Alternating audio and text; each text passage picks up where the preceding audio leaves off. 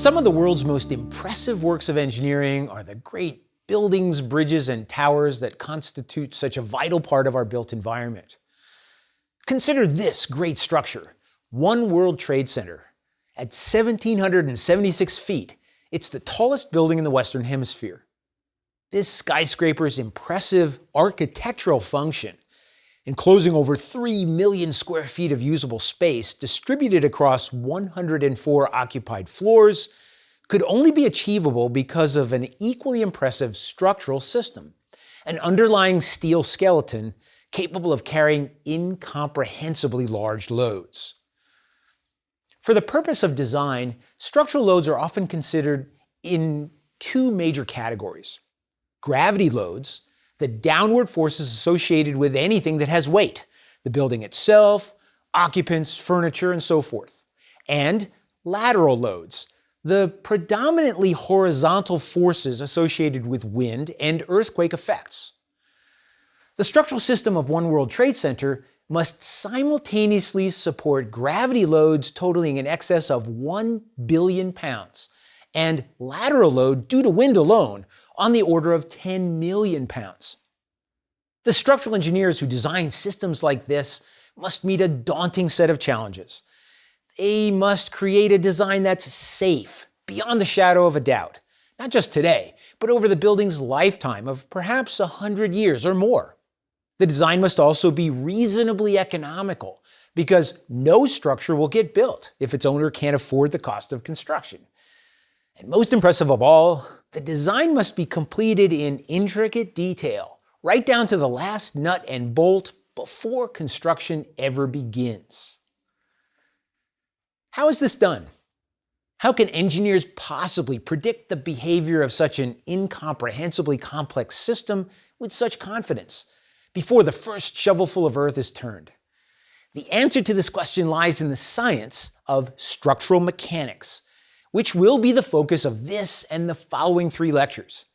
In these lectures, we'll see how structural engineers apply scientific principles and mathematical models to design a variety of structures, great and not so great. And that brings us to DIY project number 2. Our task: design, build, and test a very small skyscraper, a tower 3 feet tall with a structural system made entirely of cardboard and capable of supporting a 100-pound gravity load and, simultaneously, a 10-pound lateral load. Now, consistent with our engineering design process methodology, we'll begin today's project with the specific design requirements and constraints. The gravity load would be provided by these 6 concrete pavers, weighing 17 pounds each, and therefore totaling just over 100 pounds. And we'll apply the lateral load by pulling horizontally at the top level with this digital luggage scale until it registers 10 pounds. We'll limit ourselves to these 2 common materials: corrugated cardboard, the stuff used for shipping containers, and manila file folders like these. And we'll use regular old wood glue as our adhesive. Now, by the way, you may be wondering why cardboard, as opposed to, say, balsa wood or metal. Well, there are 3 reasons. First, cardboard is quite inexpensive, and it's easy to cut, bend, and glue. Second, as we'll see, it allows us to replicate real-world structural elements with surprising authenticity. And most importantly, the use of cardboard as a structural material offers an intriguing challenge. Is it really possible that a tower made of this stuff, which is really just paper, could support a load of over 100 pounds? Well, the answer to this question is yet to be determined, but the science of structural mechanics will provide us with the tools to answer it before we ever start building. So let's begin by sketching out a design concept. Recall that last lecture we considered 3 alternative concepts for our golf ball launcher, primarily to illustrate how the engineering design process typically involves the consideration of multiple alternatives. But today's project And for many of our remaining projects in the course, we won't formally consider multiple alternatives simply for lack of time. However, I do hope that when you try these projects on your own, you'll attempt to improve upon my designs by trying some alternative configurations of your own. Now the concept sketch. The type of structure we'll be designing is called a frame.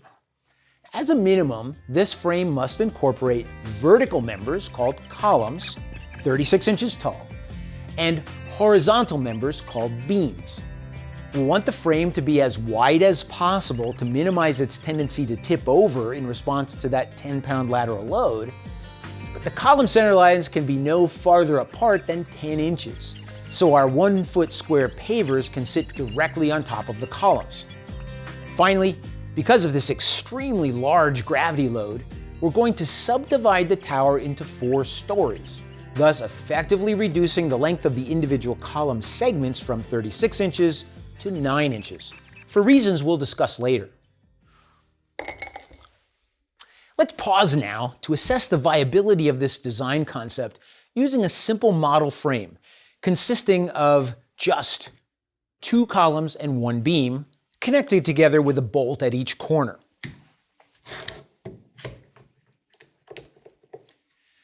Note that while this frame might be able to carry some gravity load, as you see here, as soon as we superimpose even a small lateral load, it's very clear that we have a problem. This frame is structurally unstable, meaning that it doesn't have the rigidity necessary to hold itself up. Now, there are 2 ways to fix this form of instability, both of which are used quite commonly in real-world building frames. The first is to make these connections rigid. And we might be tempted to do that by tightening the bolts, like this.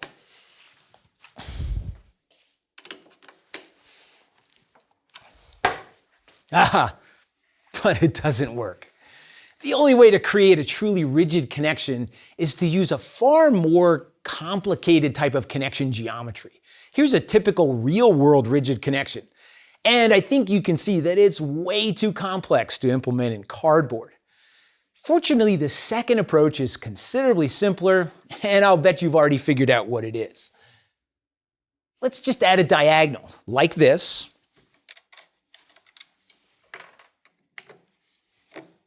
across the corners of the frame.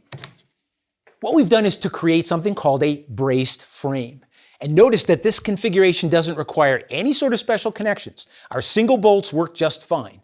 And the frame is now able to handle the simultaneous application of both gravity load and lateral loads of substantial magnitude with no problem at all. With that in mind, let's return to our concept sketch. It's clear that we should add some diagonals to create a braced frame, which will significantly enhance the structure's capacity to carry both gravity loads and lateral loads. At this point, our concept is sufficiently well developed that we can proceed with the detailed design phase. During this phase, we'll work out the specific size and shape of every member in our structural system, such that the system will carry the required loads successfully. But what does it really mean for a structure to carry load? Well, the answer to this question consists of 3 fundamental concepts of structural mechanics that will guide every aspect of this project from now until its completion. First, loads acting on a structural system cause internal forces in all of the members constituting that system.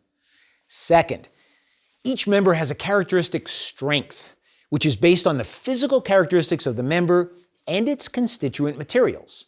And third, the structural system is capable of carrying load safely if the internal force in each member is less than the associated strength of that member. For the remainder of this lecture, we'll be focusing on the first of these 3 concepts as we model and analyze our structure for the purpose of calculating its internal forces.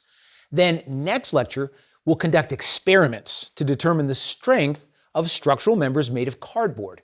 And we'll use these data as the basis for selecting the member sizes and shapes required for safe load carrying.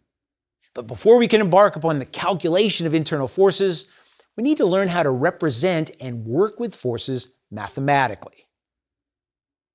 Here we have a steel washer, which supports a loading platform, and to which two strings have been attached. These two strings pass through pulleys and route to their respective loading platforms. Each string is applying a force to this washer. And because the washer isn't moving, we know that all of these forces are currently in balance. Thus, the system is said to be in equilibrium. Now, as I place additional weights on the various platforms,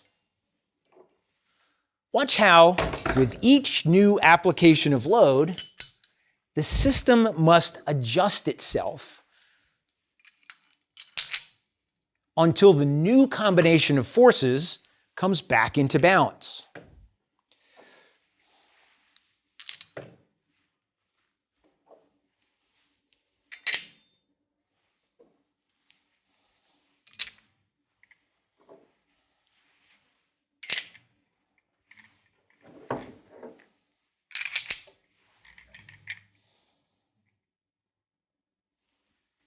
And a new equilibrium configuration is achieved.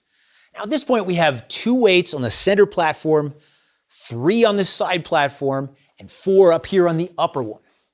So what are the forces acting on this washer? Well, first I should note that these weights and loading platforms all weigh 1 pound each. So the total weight suspended from these 3 strings are actually 3, 4, and 5 pounds. Second, it's also important to recognize that a pulley doesn't significantly change the magnitude of the tension force in the string that passes through it. Therefore, ignoring the very small weight of the washer and the minor effects of friction in the pulleys, we can conclude that the washer is currently being subjected to 3 forces: 3 pounds down, 4 pounds to your left, and 5 pounds up and to your right at an angle of about 37 degrees measured from a horizontal reference line. The washer is not moving, so these 3 forces must be in equilibrium. Now, for the purpose of analysis, it's very helpful to represent systems of forces like this one using a simple but powerful graphical tool called the free body diagram. To construct this diagram, start by sketching the body of interest, in this case the washer, isolated from its surroundings. Then draw all forces acting on the body: 3 pounds down, 4 pounds to the left, and 5 pounds at 37 degrees from the horizontal. Finally, add an x-y coordinate axis system, which will serve as a reference for our analysis. Now let's use our free body diagram to prove that this system of forces is indeed in equilibrium. To do this proof, we first need to learn a bit about vector math.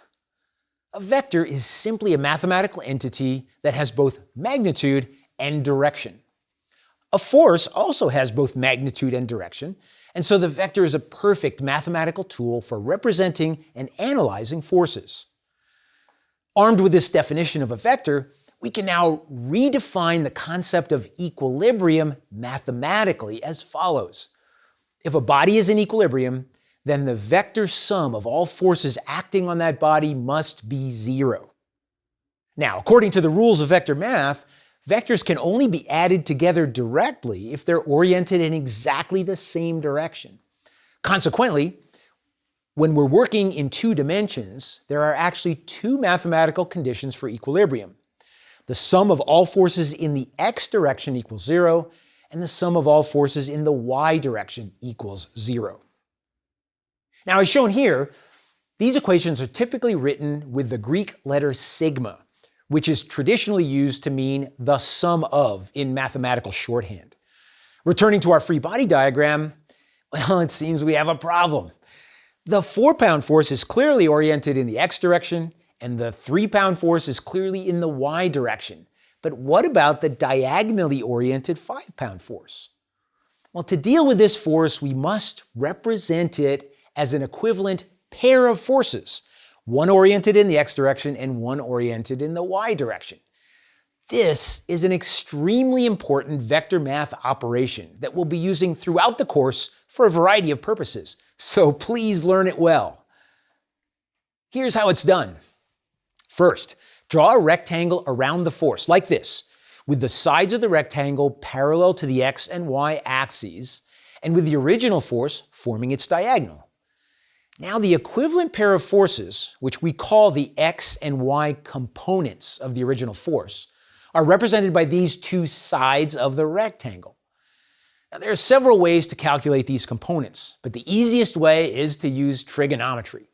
If you've never had a trig course, this is a great opportunity to learn the basics, if only because there will be several other occasions in this course where we'll need to use trigonometry to develop a design. Now, having said that, later in this lecture, I'll show you an alternative method of solving this same problem that actually doesn't require the use of trigonometry.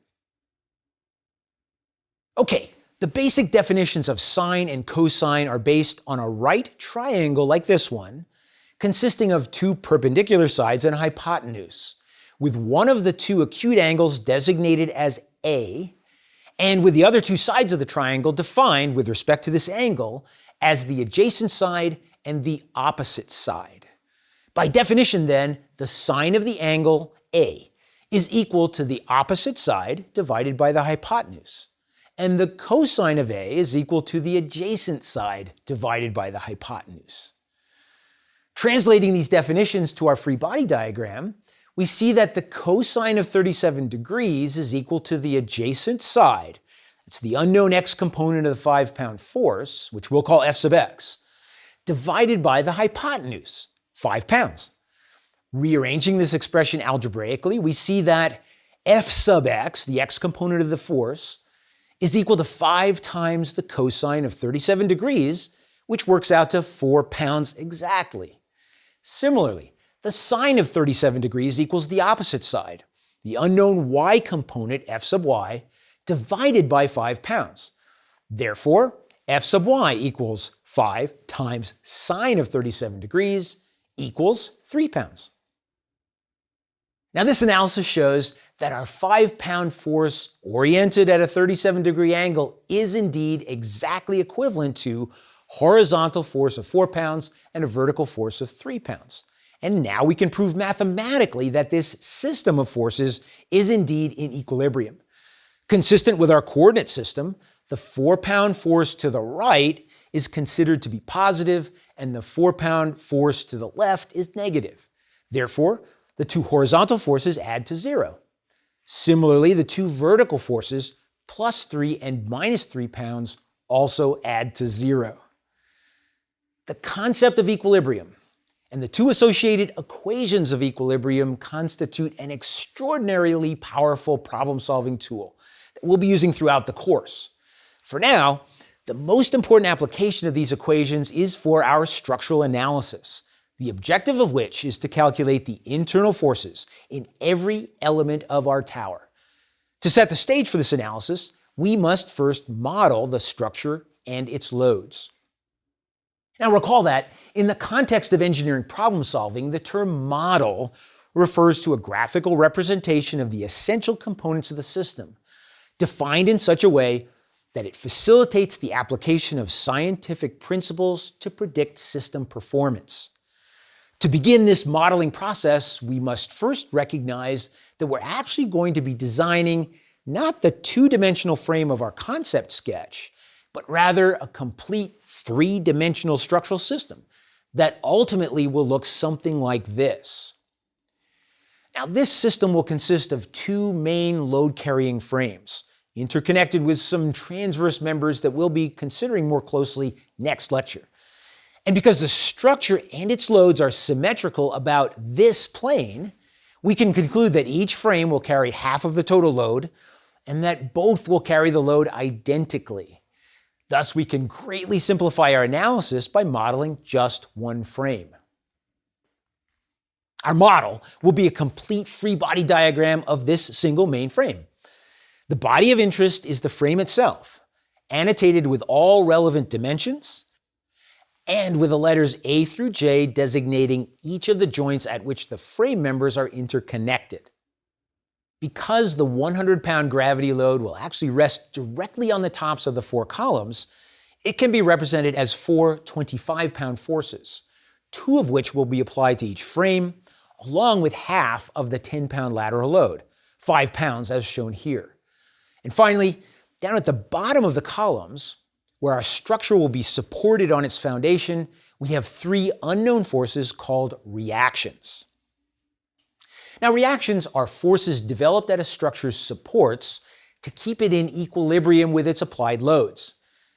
Think of these 2 vertical reactions, A sub y and B sub y, as restraints that prevent the structure from moving downward in response to the gravity load. And this horizontal reaction, B sub x, as a restraint that prevents the structure from sliding sideways in response to the lateral load. And in case you were wondering, the horizontal reaction B sub x is applied only at joint B, because only the column base with a diagonal attached is actually capable of providing this horizontal restraint. Reactions are unknown forces. We'll calculate them as an integral part of our structural analysis. We'll perform this analysis using a systematic approach called the method of joints, outlined here. First, we'll isolate a single joint in the structural system. Then we'll draw a free body diagram of that joint and use our 2 equations of equilibrium. The sum of forces in the x direction equals 0 and the sum of forces in the y direction equals 0 to solve for any unknown member forces and reactions. And finally, we'll repeat this process for all remaining joints. Now, I should note that the method of joints is valid only for structures composed entirely of members that carry load either in tension or compression, terms we first encountered last lecture in our discussion of springs, but which apply equally well to structural members. Like a spring, a member in tension elongates or stretches, and a member in compression shortens. Now, because of our frame's geometric configuration, a rigid assemblage of interconnected triangles, all of its members will indeed carry load primarily in either tension or compression, so our use of the method of joints is appropriate. However, in a later lecture, we'll look at members that bend, like this. And for any structure that incorporates such members, the method of joints is not a valid analysis tool. So now let's apply the method of joints to our braced frame. We only have 2 equations of equilibrium available to use at each joint. So it's important to start at a joint that has no more than 2 unknown member forces, like joint J, which will have only the unknown forces associated with members IJ and HJ. Now, when I say isolate a joint, I mean that we must conceptually cut through each of the members connected to that joint and then remove it from the structure, like this. And note that when I isolate the joint, it retains the 25-pound external load that's already applied to it. Now let's complete our free body diagram of this joint. Anytime we cut through a member, we expose the unknown internal force in that member. Now we know that this internal force must be either tension, represented by a force vector pulling away from the joint, or compression, represented by the vector pushing toward the joint. At this point, we don't know if any given internal force is tension or compression. So we'll simply assume that these forces are in tension, we'll represent them as such, and then we'll check this assumption later. And so, on our free body diagram of joint J, we now have these 2 unknown internal forces. F sub ij is the force in the member that extends between joints I and J. And F sub hj is the force in the member that extends between joints H and J. The diagram is now complete, and we're ready to solve our 2 equilibrium equations to determine the unknowns. There are no diagonal members here, so it's an easy one. First, the sum of forces in the x direction equals 0. Well, there's only one force in the x direction, and since all forces in the x direction must add to 0, the force in member ij must itself be 0. And now, the sum of forces in the y direction equals 0. Assuming that upward is the positive y direction, we write the equation of equilibrium as follows. Minus F sub hj minus 25 pounds equals 0. Solving for the unknown force, we see that the force in member HJ is negative 25 pounds. But what does that minus sign mean? Well, recall that when we drew our free body diagram, we assumed that all unknown forces were in tension. The minus sign tells us that our assumption was incorrect. Thus, the actual internal force in member HJ is 25 pounds in compression. Now, let's move on to the adjacent joint I, which is somewhat more challenging. Here, when we isolate the joint, we include two external loads, 25 pounds down and 5 pounds to the left, and we expose three unknown internal forces in members GI, HI, and IJ, which are all assumed to be in tension as before. Once again, we're ready to apply our equilibrium equations. But this time the process is complicated by the presence of the diagonally oriented force in member HI. How can we deal with this diagonal force? By breaking it into its x and y components, of course. Applying the procedure we learned earlier, we'll draw a rectangle with force HI forming its diagonal, draw the two force components, and then use this geometry as the basis for calculating the magnitudes of the two components. Now, earlier I mentioned that it's possible to perform this type of calculation without using trigonometry. So let's give this alternative method a try. Note that member HI extends through a horizontal distance of 10 inches and a vertical distance of 8.75 inches. We can calculate the length of member HI, the diagonal, using the Pythagorean theorem. The length of the hypotenuse of a right triangle equals the square root of the sum of the squares of the other two sides. And this works out to 13.3 inches. Now notice that the triangle formed by force HI and its components is actually identical in shape to the triangle formed by the member itself.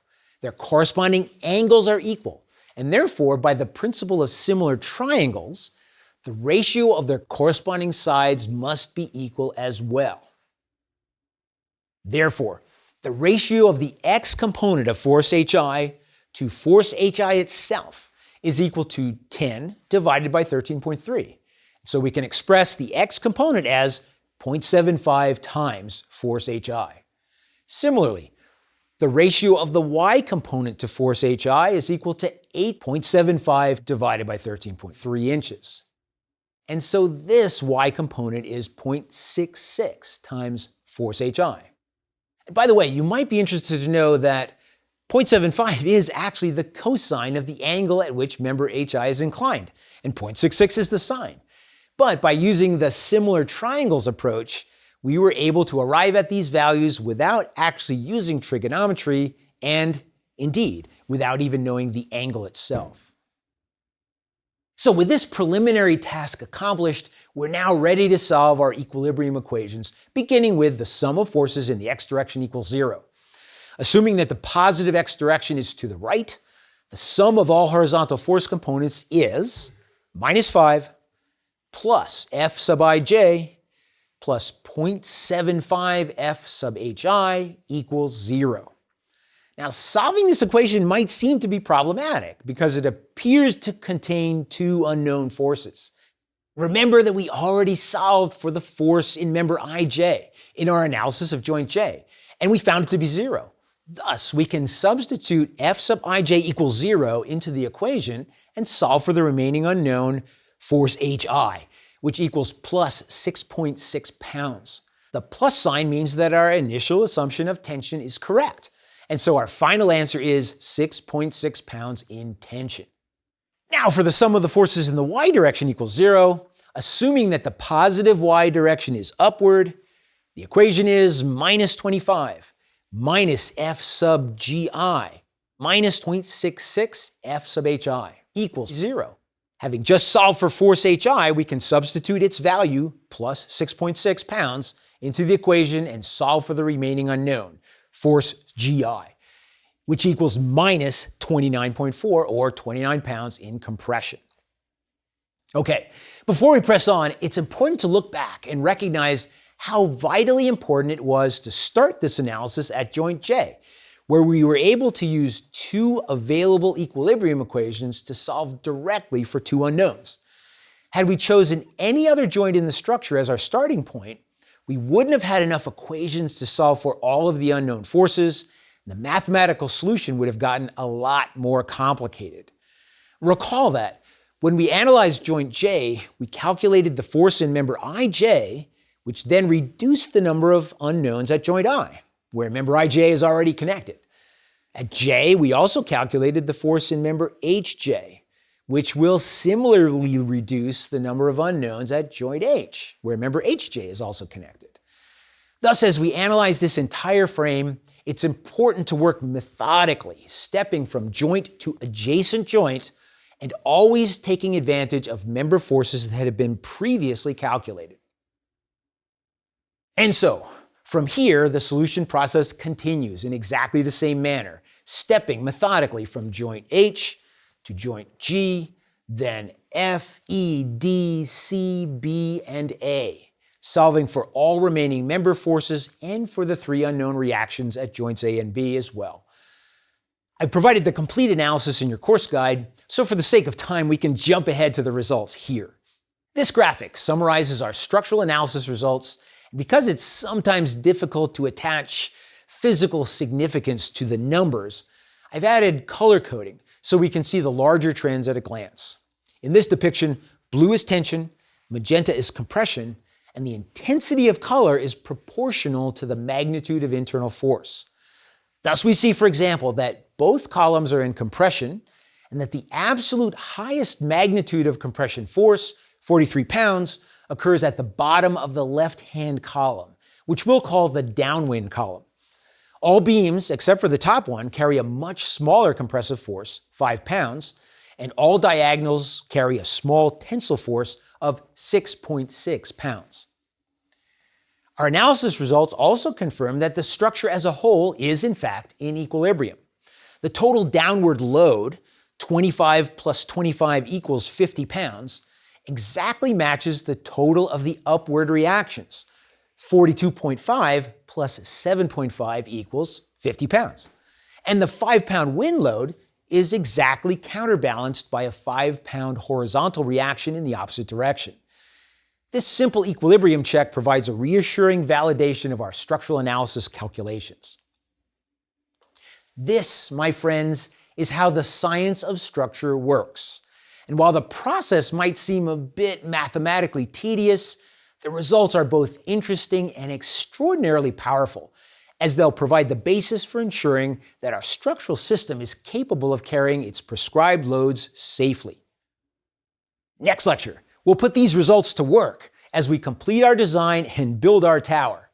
But will this cardboard structure successfully carry its prescribed loading? Well, that question will be answered quite definitively by 100 pounds of concrete pavers.